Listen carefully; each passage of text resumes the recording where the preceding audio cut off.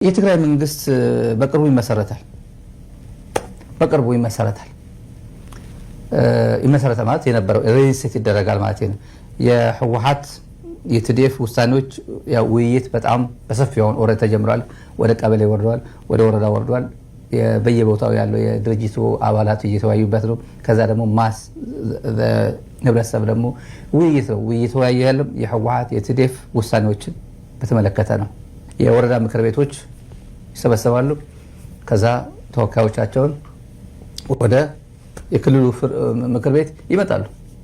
ስለዚህ ፍርድ ቤት ይኖራል፣ ካቢኔ ይኖራል፣ ህግ አውጪው ይኖራል ማለት ነው። ልክ እንደ ፌዴራል ይሆናል ማለት ነው። ፕሪቶሪያ ፈርሶ ከዛ በኋላ ምንም ምክር ቤት ያልነበረው ትግራይ አፍርሰውት የመጡት እና ይሄ የመንግስትነት መዋቅር ይኖረዋል ማለት ነው። ይሄ በ10 ቀናት ውስጥ ይጠበቃል። በ10 ቀናት ውስጥ ይሄ ነው ጥንቅቅ አድርጎ አናውንስ የሚደረግበት ጊዜ እንትን ነውና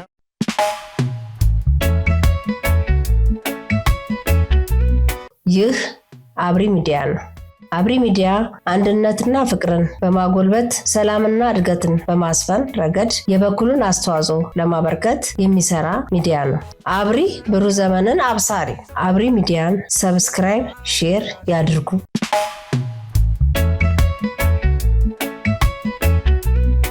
ሰላም ጤና ይስጥልኝ። የአብሪ ሚዲያ አድማጭ ተመልካቾቻችን ሰላም፣ ጤና፣ ፍቅር፣ አንድነት፣ ህብረት፣ መተሳሰብ ያድላችሁ በያላችሁበት ቦታ ትላለች አብሪ ሚዲያ። አብሪ ሚዲያን ሰብስክራይብ፣ ሼር፣ ላይክ አድርጉ። የምናቀርባቸው ፕሮግራሞች እንዲደርሷችሁ የደውል ምልክቷን ተጫኑ። በተለይ ቀደም ሲል ሰብስክራይብ አድርጋችሁ የነበራችሁ ወገኖች ፕሮግራማችን ለተወሰነ ጊዜ ተቋርጦ በመቆየቱ እየደረሳችሁ እንዳልሆነ ሰምቻለሁ። ከአንዳንድ ቦታ በስልክ ያሳወቁኝ ወዳጆች ያሉ። ስለዚህ የደውል ምልክቷን በጫን እንደገና የሰብስክራይብ ደረጃችሁን እንድታሳድጉ አብሪ ሚዲያንም ደግሞ እንድትደግፉ እንገልጻለን እና ወደ ዛሬው ፕሮግራም ይገባለሁ።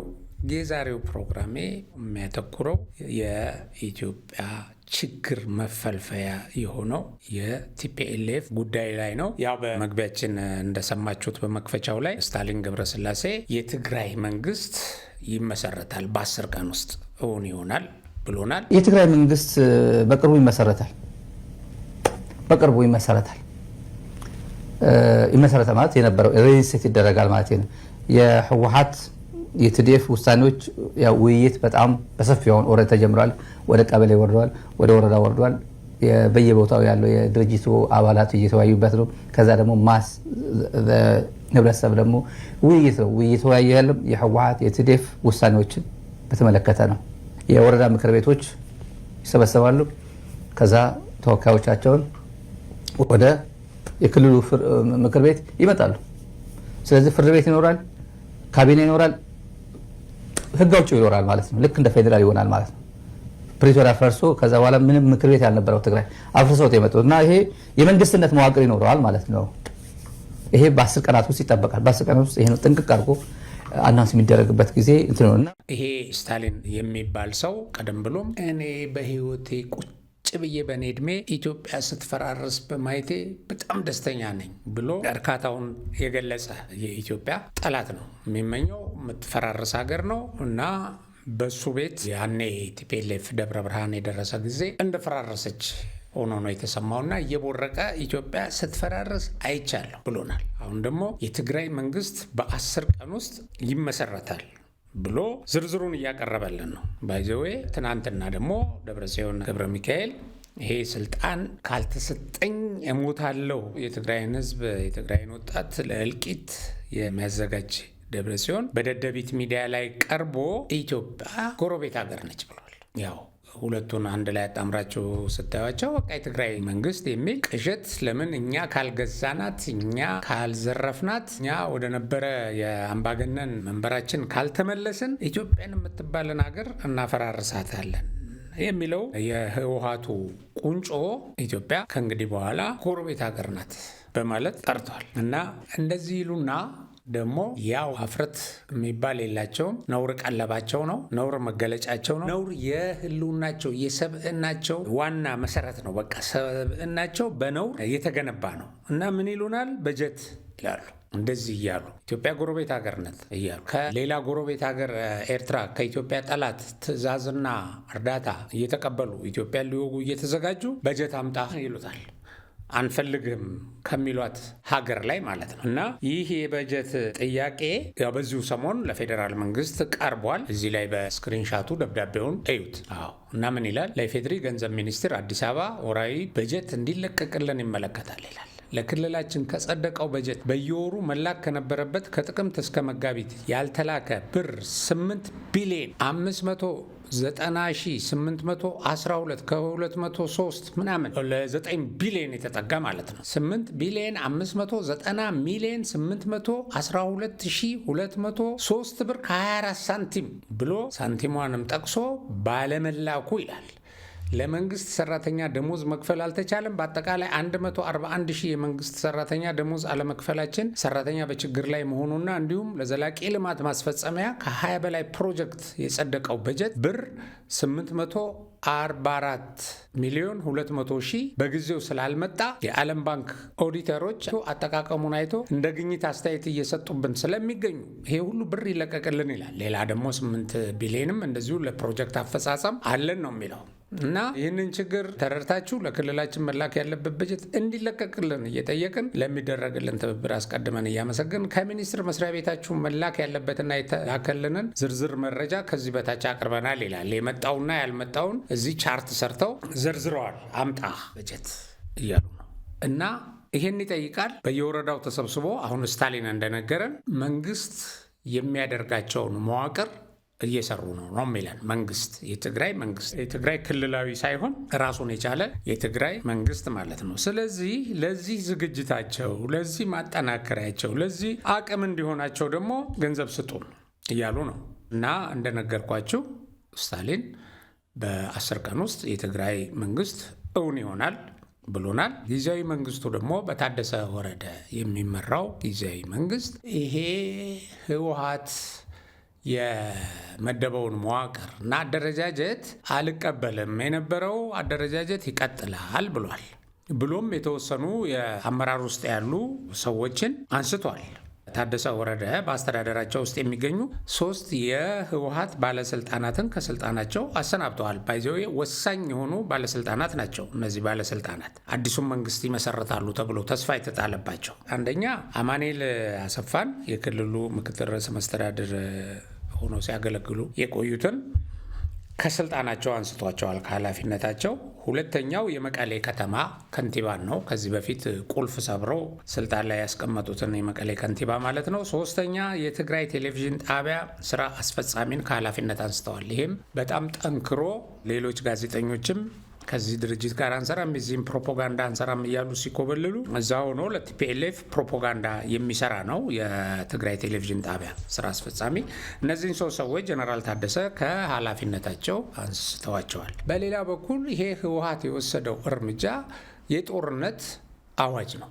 ጦርነት አውጇል ብሎ ህዝቡም ተቀብሏል። ሌላውም ሰው ገብቶታል። እና ህዝቡ እየተሰደደ እየጠፋ ታዋቂውም ታጣቂውም እየከዳ ያለው ይሄ መንገድ ትክክል አይደለም እያሉ ደግሞ ከድርጅቱ አሁንም ቢሆን እያፈነገጡ ያለው የጦር አዛዦች አሉ።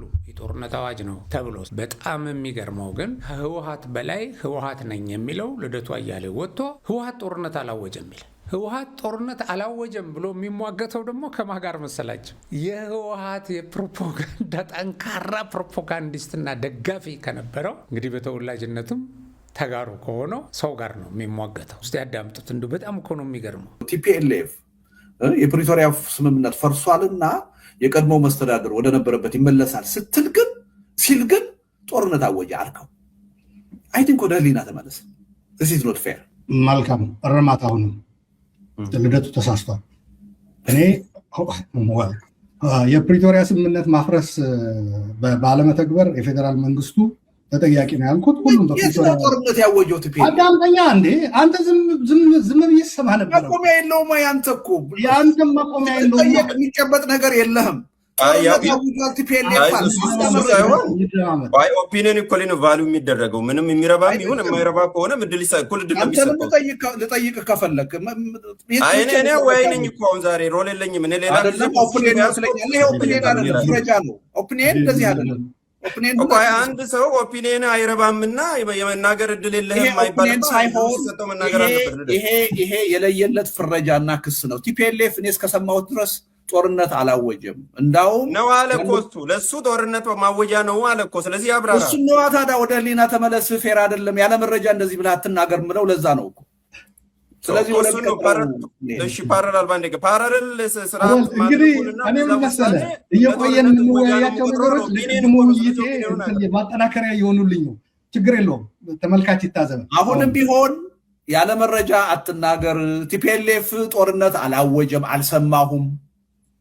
አንተ ጦርነት አውጃለሁ። የፌደራል መንግስቱም እኮ ልደት በድርጊቶቹ ነው እንጂ አፈረሰ ያልከው በድርጊቶች አይደል። ሲሾም የህዋትን ሬጅስትሬሽን ሲሰርዝ እያልካለ ያስረዳው በእነኛ ነገሮች ሞገሳ ቀጥል። ቆይ እንደሱ ብዬ ፌደራል መንግስቱ ጦርነት አውጇል ብዬ ኮንክሉድ አላልክም። ማሳያ ያለሁት እንደዚህ አደረገ ብለህ ጦርነት አውጇል ወደሚል ኮንክሉዥን አትሂድ ነው እያልኩት ያለው። አሁን እኔ ስላልኩ አይደለም ኮርነር ስትሆን አይደለም መናገር ያለው። ይሄ ኮርነር ጉዳይ ነው። ትግርህን ዘርግተህ ስትናገር የነበረው ምንም ከችግሩ ነፃ አድርገህ ቲፒኤልኤፍ ላይ ብቻ ነው ስትወርቅ የነበረው። አሁን አሉላ ሰለሞንን ነው በቃ አንተ ጦርነት አውጇል ያልከው ህወሓትን ያላግባብ ነው፣ ህወሓትን አትወንጅል፣ ህወሓት ጦርነት አላወጀም እያለ ይከራከራል። ባይዘዌ እዚሁ የልደቱ የሚመራው የዚህ አመፅ አደራጅ ኮሚቴ ውስጥ 3 የቲፒኤልኤፍ ሰዎች አሉ። በዚህ ጉዳይም ከአሉላ ሰለሞን ጋር ሁለቱ ተጨቃጭቀዋል። ምንድን ነው የሚለው አሉላ ሰለሞን? የህወሓትን ሰዎች አስገብታቸዋል። እነዚህ ሰዎች የትግራይን ህዝብ አይወክሉም። ስለዚህ ፓርቲ ነው ያስገባችሁት ህወሓትን። ህወሓት ደግሞ ጦረኛ ነው እንደዚህ ብሎ ብቻ ህወሓትን ማስገባታችሁ ኖ ህወሓቶች አይደሉም፣ በግለሰብ ነው እኛ የጋበዝናቸው። ህወሓትን ጋብዘን አልመጣም ብሎናል፣ ግን በግለሰብ ነው ይላል። ግለሰቦቹ ግን የህወሓት አባላት ናቸው። እንደዚህ እያለ ያጭበረብራል ልደቱ አያሌው። የቲፒኤልኤፍን ዓላማ እዛ ላይ ሲያራምዱ ይሄ አመፅ አደራጁ ኮሚቴ ላይ ቲፒኤልኤፍ መቀሌ ሆኖ የሚናገረውን የሚናገሩ ሰዎች እዛ አስገብታችኋልና ልክ አይደለም ሲለው የቲፒኤልኤፍ ሰዎች አይደሉም ብሎ አፍጦ አግጦ ይከራከራል። እዚህም ላይ አሁን ህወሓት ጦርነት አላወጀም፣ ኬታ መጣኸው፣ ውሸታም ነህ እያለ ያወራል። የልደቱ ዋነኛ ችግር ህወሓት የሰጠው ተልእኮ አለመጨረሱ ነው። ህወሓት ስልጣን ላይ እያለ ብዙ ነገር ለህወሓት ውለታ ውሏል። ልደቱ በጣም ብዙ የሰጡትን ተልእኮ ፈጽሟል እና እነሱም ለዚህ ውለታው ብዙ ነገር አድርገውለታል። ባለሀብት እንዲሆን አድርገዋል።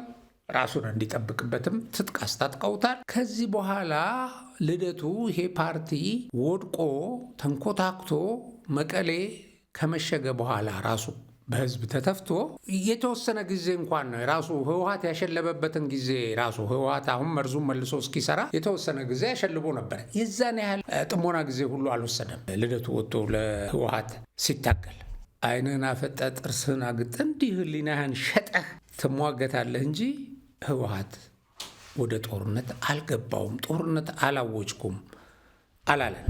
እንግዲህ ህገ መንግስት ጥሰት ሲፈጸም የጦርነት አዋጅ ነው።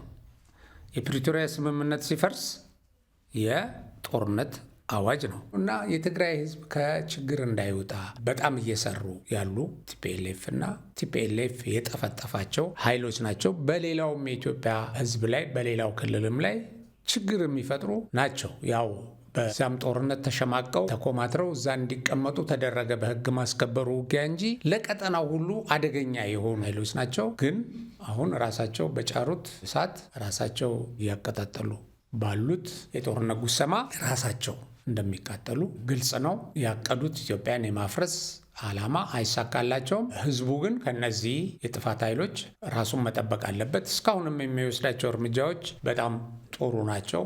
በቃችሁ፣ አቁሙ፣ እኛ ከእናንተ ጋር አንሰለፍም እያላቸው ተቃውሞም ከመግለጽ አልፎ ክልሉን ለቆ እየወጣ ያለበት ሁኔታ ነው። በዚሁ ቀጥሎ ይሄን ድርጅት ግብዓተ መሬቱን ማፈጸም ይገባል። ሀገር ኢትዮጵያ ትጸናለች በማለት የዛሬ ፕሮግራሜን በዚሁ አበቃለሁ። በሌላ ፕሮግራም እስከምንገናኝ ሰላም።